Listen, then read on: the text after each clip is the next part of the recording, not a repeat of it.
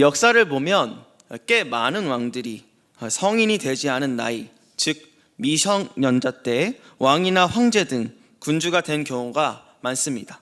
대체로 선대 군주의 폭정 혹은 요절, 주변 세력들의 간섭 혹은 앞에 세 가지 모든 이유 때문에 이런 일들이 일어나게 됩니다. 문제는 보통 어린 나이에 이 왕위에 오르는 것으로 이야기가 행복하게 끝나는 것이 아니라는 사실입니다. 대개 이런 경우는 왕의 후견인이나 선대 군주의 부인이 섭정이 되어서 대신 정치를 맡게 됩니다. 그러면서 정치적 패단과 민심은 흉흉해지고 하루도 편한 날이 없어지게 됩니다. 상황이 심화되기 시작하면 결국 유혈 사태까지 일어나게 됩니다. 때문에 어린 나이에 왕위에 등극한 사람치고 일생이 편안하거나 그 마지막이 정상적인 사람은 드뭅니다. 그러나 오늘 함께 읽은 말씀에 이런 모든 경우의 수를 뒤집는 어린 왕이 나타납니다. 그 어린 왕은 바로 요시야 왕입니다. 그는 미성년자의 나이로 왕이 되었습니다. 그의 나이 8세. 그는 다윗 왕의 혈통 중 가장 악한 왕 므낫세의 손자입니다. 또한 므낫세의 악함을 따라간 악한 왕인 아몬의 아들이었습니다. 아버지 아몬은 요시야의 할아버지 므낫세의 행함 같이 여호와 보시기에 악을 행합니다. 우상을 섬기고 여호와 하나님을 버리고 섬기지 않습니다. 그러던 중 결국 신하들에게 왕궁에서 죽임을 당하게 됩니다.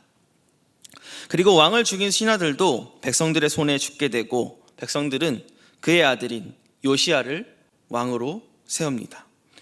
요시야 왕은 이 8세에 즉위했음에도 후견인이 나타나거나 왕위를 위협하는 인물이 나타나지 않았습니다. 그것은 하나님께서 요시야를 세우신 것입니다. 하나님은 왕을 세우시기도 하시며 패하기도 하십니다. 모든 역사를 움직이는 분은 오직 한 분, 바로 하나님이십니다. 우리 열왕기상 13장 2절 함께 읽어보시겠습니다. 시작. 하나님의 사람이 제단을 향하여 여호와의 말씀으로 외쳐 이르되 제단아 제단아 여호와께서 이와 같이 말씀하시기를 다윗의 집에 요시야라 이름하는 아들을 낳으리니 그가 내 위에 분향하는 산당 제사장을 내 위에서 제물로 바칠 것이요 또 사람의 뼈를 내 위에서 살리리라 하셨느니라 하고. 아멘. 요시야가 태어나기 전 이 북이스라엘의 악한 왕 여로보암이 하나님의 말씀을 어깁니다. 자기 맘대로 제사를 드릴 때였습니다. 여호와 하나님 보시기에 악함이 극에 달하였을 바로 그 자리에서 하나님은 하나님의 사람 선지자를 보내 이미 요시야를 세우실 것과 요시야가 행할 일들을 예언하십니다. 동시에 하나님은 이 요시야 때의 주변 나라의 상황도 그가 통치하기에 적절한 상황으로 이끌어 가십니다. 요시야의 통치가 시작되는 동시에 주변 나라 사이에 새로운 국제 질서가 만들어지기 시작합니다. 남유다를 위협했던 아수르 제국은 이제 힘을 잃어가고 쇠퇴하기 시작했습니다. 중동 전체는 힘의 공백에 빠졌습니다. 바로 그때 새로운 두 강국들이 아수르 제국을 대체하기 위해 일어서기 시작했습니다.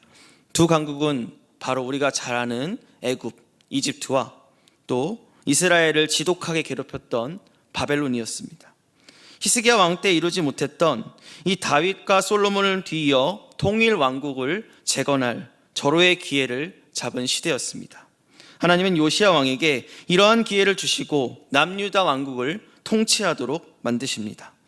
요시야 왕 역시 이러한 시대의 흐름을 민감하게 읽고 있었고 하나님의 영광을 위해 또한 통일왕국의 꿈을 이루기 위해 매진하기 시작합니다. 우리는 지금 성경에서 가장 고대했던 장면을 목격하고 있습니다. 긴 기간 동안 여호와 하나님 보시기에 악한 왕을 보며 분노했던 우리 앞에 드디어 여호와 보시기에 정직히 행하여 그의 조상 다윗의 모든 길로 행하고 좌우로 치우치지 않는 왕이 등장했기 때문입니다. 우리들 또한 이 좌로나 우로나 치우치지 않으며 하나님의 말씀이 중심이 되는 성도님들이 되시기를 축복합니다. 여호와 보시기에 정직한 왕 요시야는 이 31년의 통치 기간 가운데 하나님께서 기뻐하실 일들을 합니다. 가장 먼저 요시야 왕은 그의 나이 20대 때 아칸 왕 므낫세와 아몬 때에 무너진 성전을 수리하기 시작합니다. 성전을 수리하고 정화하는 작업을 하던 중 대제사장 hil기야가 그의 할아버지 왕 므낫세가 숨겨놓은 하나님의 율법이 담긴 율법책을 발견합니다. 서기관 사반을 통해 율법책은 요시야 왕 앞으로 가지고 옵니다. 그런 뒤 왕에게 이 율법책을 읽어줍니다. 왕은 율법책에 적혀진 하나님의 말씀을 들으며 하나님의 뜻을 이해합니다. 그는 옷을 찢으며 고통스러워합니다. 그리고 하나님 앞에 엎드려 회개합니다.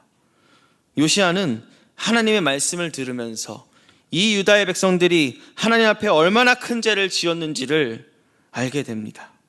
그리고 하나님이 내리셨던 진노에 대해서도 깨닫게 됩니다.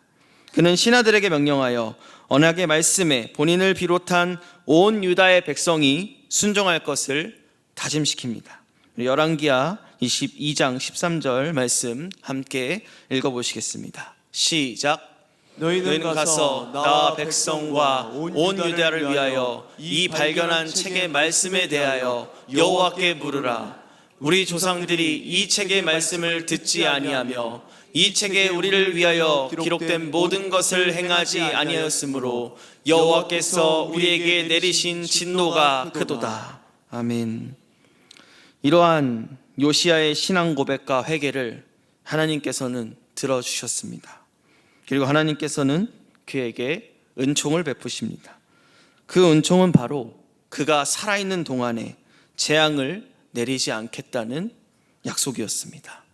열왕기하 22장 18절에서 20절 말씀 함께 읽어보시겠습니다. 시작. 너희를 보내 여호와께 묻게 한 유다 왕에게는 너희가 이렇게 말하라. 이스라엘의 하나님 여호와가 이같이 말씀하셨느니라.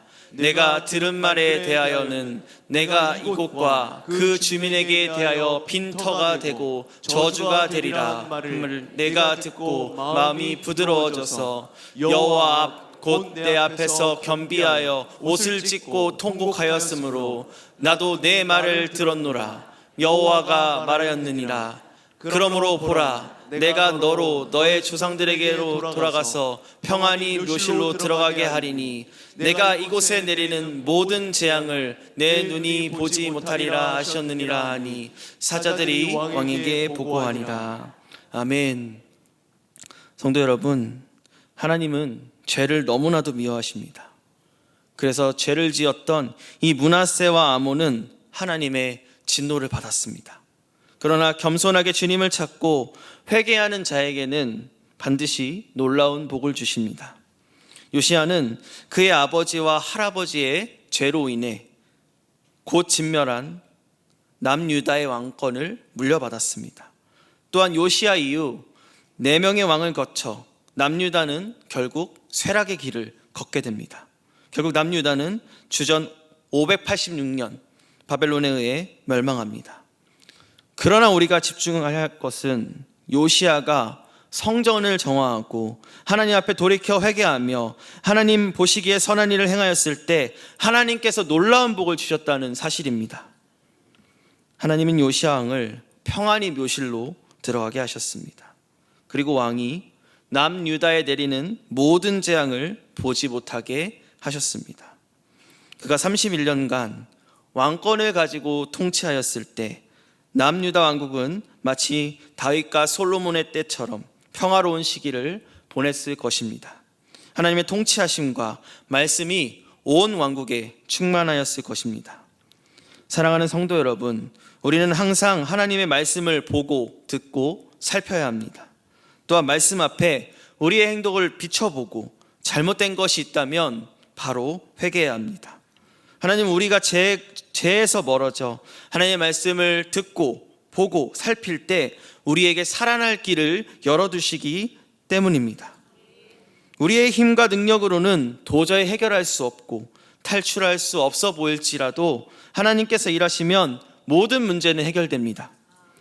죄에서 멀어져서 항상 하나님의 충만하신 은혜를 경험하는 저와 여러분이 되시기를 축복합니다. 요시야 왕의 남유다 통치 시기에 가장 큰 치적은 바로 종교개혁이었습니다. 요시야의 통치 전 이스라엘은 지금처럼 오직 하나님만 믿지 않았습니다. 왕이 우상을 섬기며 악한 일과 죄를 행하는데 어떻게 백성들이 하나님만 섬길 수 있었겠습니까? 백성들은 하나님도 믿고 가나안의 토착신이나 다른 나라의 신들인 바알과 아세라 등을 함께 믿고 있었습니다. 왕을 포함해 이스라엘 전체가 종교적으로 아주 문란한 상태였습니다. 그러나 하나님은 그것을 그냥 두고만 보지 않으셨습니다. 하나님은 진노하심으로 악한 왕들을 먼저 쳐서 없애십니다. 그리고 마침내 요시야가 왕위를 잇게 됩니다. 요시야는 왕위에 등극하자마자 이스라엘을 하나님의 나라로 돌리기 위해 애씁니다. 요시야 왕은 하나님이 통치하는 나라와 하나님의 백성이라는 정체성을 회복하기 위해 힘씁니다. 마침내 그의 재위 18년에 종교개혁에 불씨가 붙게 됩니다. 폐허가 된 성전을 수리하는 도중 대제사장 hil기야가 우연히 성전 안에 율법책을 발견합니다. 이를 읽은 왕은 절망합니다. 조상들의 죄를 회개하고 이를 어찌해야 할지 몰라 합니다. 결국 왕은 대제사장 hil기야와 여선지자 훌다에게 어떻게 해야 할지 묻습니다. 돌아온 답은 역시나 너무나 무서운 대답이었습니다. 거듭된 이스라엘의 배신으로 이미 하나님의 진노하심이 돌이킬 수 없는 지경에 달했습니다.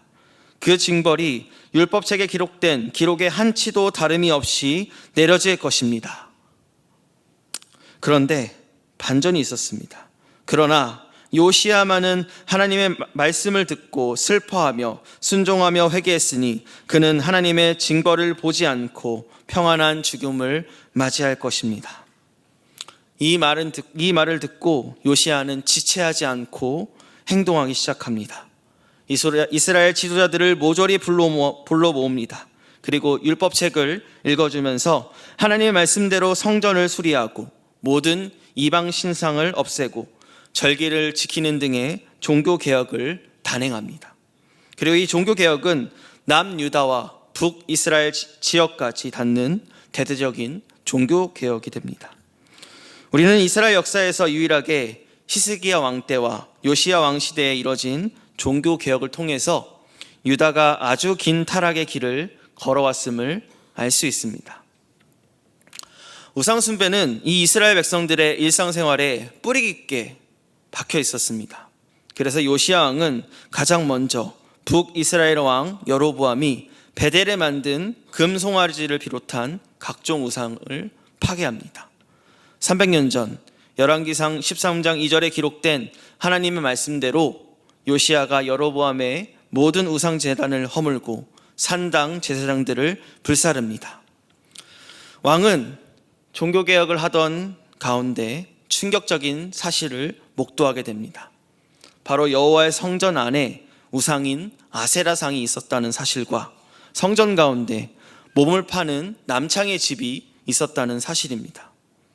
요시야 통치 때 한 시종인 네시 나단멜렉은 우상을 숭배함에 그치지 않고 성전으로 들어가는 근처에 집에서 태양신 사마시에게 말들을 바쳤습니다. 왕은 진노했습니다. 곧바로 아세라상을 부숴버리고 바깥 기도론 시내로 가져다가 불태우고 빻아서 가로로 만들어버립니다. 그리고 남창의 집을 헐어버립니다. 또한 나단멜렉의 집에 태양신들을 위해 드린 말들과 태양수레를 불살라버렸습니다. 이렇듯 왕의 신하들도 하나님을 경외하지 않고 우상을 숭배했습니다. 또한 예루살렘 동쪽에 감람산 위에 요시야 왕 이전까지 우상 숭배를 위한 산당들이 아주 많았다고 합니다. 그래서 이 우상 숭배했던 감람산 위를 멸망의 산이라고 불렀다고 합니다. 우리 열왕기하 13장 13절 말씀에서 색깔 부분만 함께 읽어보겠습니다. 시작. 예루살렘 앞 멸망의 상 오른쪽에 세운 상당들. 아멘. 그러나 요시야는 하나님을 경외했습니다. 하나님의 말씀을 지키기 위해 유다와 이스라엘의 우상들과 상당 등을 모조리 더럽히고 치워버립니다. 요시야는 조상 다윗의 길로 행하며 좌우로 치우치지 않고 우상과 산당들을 타파합니다. 우상을 숭배했던 제사장들 또한 모조리 다 죽입니다. 그리고 해골마저도 제단에 불사르고 예루살렘으로 돌아옵니다. 요시야는 철저하게 하나님을 위해 이 종교개혁을 단행하는 과정에서 유다가 얼마나 타락한 길을 걸어왔는지를 깨닫습니다. 성도 여러분, 왕이 이처럼 철저하게 종교개혁을 단행할 수 있었던 이유는 바로 그의 삶의 기준이 하나님의 말씀이었기 때문입니다. 그의 기준이 말씀으로 견고했기 때문에 좌우로 흔들리지 않은 것입니다. 우리 성도의 삶은 하나님의 말씀이 기준되어야 합니다. 말씀에서 떠난 모습이 있다면 과감하게 그 모습을 버리고 회개해야 합니다. 요시야는 하나님의 경외함으로 종교개혁뿐만 아니라 정치 개혁까지 해냅니다. 그리고 하나님의 말씀에 따라 드디어 온 백성이 유월절을 지킬 것을 선포합니다. 우리 열왕기하 23장 21절 말씀 함께 읽어보시겠습니다. 시작. 왕이 뭇 백성에게 명령하여 이르되 이 언약책에 기록된 대로 너희의 하나님을 위하여 유월절을 지키라 하매. 아멘. 요시야의 선포로 백성들은 사사시대 이후로 참으로 오랜만에 이 유월절을 지키게 됩니다. 요시야 이전의 유월절은 이로부터 오래전에 마지막으로 언급되었습니다. 그때는 바로 여호수아와 이스라엘 백성들이 길갈에 진을 치고 여리고에 가까웠을 때입니다. 여호수아 5장 10절과 11절 말씀 함께 읽어보시겠습니다. 시작. 또 이스라엘 자손들이 길갈에 진쳤고 그달 14일 저녁에는 여리고 평지에서 유월절을 지켰으며 유월절 이틀날에 그 땅의 소산물을 먹되 그날에 무교병과 볶은 곡식을 먹었더라. 아멘. 여호수아 이후로 오랫동안 인간이 세운 왕이 통치하고 사실 여러 왕들이 유월절을 지켰지만 선지자 사무엘 이후로 요시야만큼 여호와 하나님이 보시기에 신실하게 유월절을 지킨 왕은 없었습니다. 요시야 왕은 하나님을 경외하는 왕으로서 유월절을 지키는 데 있어서 본이 되었습니다. 그가 한 일들은 먼저 제사장들에게 직분을 나누어 맡기고 격려한 것입니다. 또한 레위인들에게도 구체적으로 명령을 주어 따르게 했습니다. 또 왕은 자신의 소유를 가지고 어린 양과 어린 염소 3만 마리와 수소 3천 마리를 내어 유월절 제물로 드립니다. 왕이 먼저 모범을 보이니 신하들도 그 모범을 따라 행동합니다. 하나님께서는 요시야의 이 모든 모습을 보시고 가장 크게 칭찬하십니다. 우리 역대하 35장 18절 말씀을 함께 읽어보시겠습니다. 시작. 선지자 사무엘 이후로 이스라엘 가운데서 유월절을 이같이 지키지 못하였고 이스라엘 모든 왕들도 요시야가 제사장들과 레위 사람들과 모인 온 유다와 이스라엘 무리와 예루살렘 주민과 함께 지킨 것처럼은 유월절을 지키지 못하였더라. 아멘. 여호와 하나님을 신실히 섬기는 것은 요시야가 그의 혈통의 조상 다윗과 히스기야뿐만 아니라 이스라엘의 모든 왕보다 뛰어났습니다. 종교개혁과 정치개혁 그리고 유월절을 포함한 모든 업적은 성전에서 요시야가 율법의 말씀을 발견하고 그 말씀을 순종하고 따름으로 이뤄진 것입니다. 왕이 먼저 하나님의 말씀에 순종하고 하나님의 경외함으로 본을 보였기 때문에 왕이 명령을 내렸을 때 백성들도 온전히 순종한 것입니다. 사랑하는 성도 여러분, 요시야는 죽기 전까지 마음과 뜻과 힘을 다하여 모세의 모든 율법을 따라 여호와께로 돌이켰습니다. 우리들도 다시 한번 하나님 앞에 우리의 마음을 돌이키길 소망합니다. 2025년 보아 축제를 선포하고 우리는 하나님께서 보내주신 이 보아와 같은 영혼들을 찾아내야 합니다. 그러기 위해서 우리가 먼저 그 영혼들에게 요시야 왕처럼 본을 보여야 합니다. 하나님 앞에서 이 코람데오의 신앙으로 우리의 마음을 다하여, 뜻을 다하여, 힘을 다하여 하나님의 말씀을 따라 하나님 앞으로 다시 한번 나아갑시다. 성도인 우리가 있어야 할 자리는 세상이 아니라 하나님 앞입니다. 성도는 살아계신 하나님 앞에서 영과 진리로 예배할 때 살 수 있습니다. 하나님의 얼굴을 바라보지 않는 우리의 시선은 세상과 죄악으로만 향할 뿐입니다. 하나님의 얼굴을 바라보시길 소망합니다. 그분의 얼굴을 바라보며 그분의 영광을 위해 살아갑시다.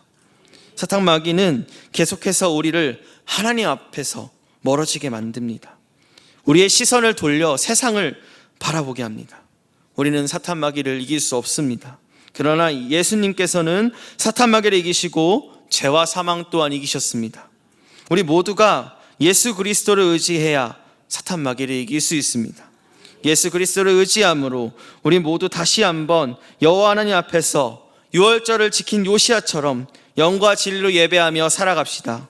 성도의 우리가 하나님 앞에 온전한 예배자로 설므로 주님의 기쁨 되시길 소망합니다.